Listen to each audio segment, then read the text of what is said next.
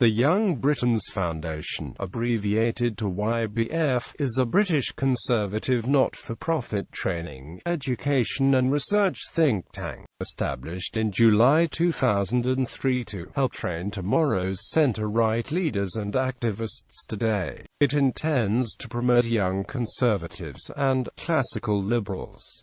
Chief Executive Donal Blaney has described YBF as a conservative madrasa. YBF has strong links with the American neoconservative movements and partnerships with American conservative think tanks and foundations. YBF was launched in July 2003 at a conference of the Young Americas Foundation in Washington, D.C., and it has said that it aims to import American political techniques into the UK. YBF has declared an intention to expose left-wing bias in Britain's universities.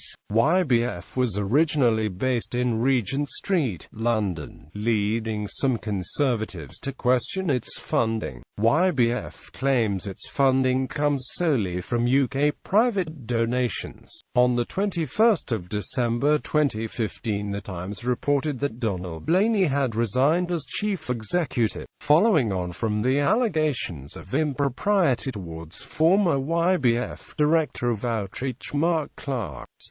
YBF's chief executive is Donal Blaney, a former national chairman of Conservative Future, and its chairman is Patrick Nichols, former Conservative MP for Bridge and Government Minister. The current president of YBF is Daniel Hannan, Conservative member of the European Parliament for South East England. The renowned author and avowed Eurosceptic Frederick Forsyth is a patron of YBF. As of September 2010, YBF's advisory board includes Matthew Elliott, founder of the UK Taxpayers Alliance, and representatives of the Heritage Foundation, US Competitive Enterprise Institute and American Conservative Union. It also includes the founder of the US Leadership Institute, the president of the US Jesse Helms Center, the president of the Young Americas Foundation, the co-founder of the US Henry Jackson Society, and a former executive director of the Collegiate Network.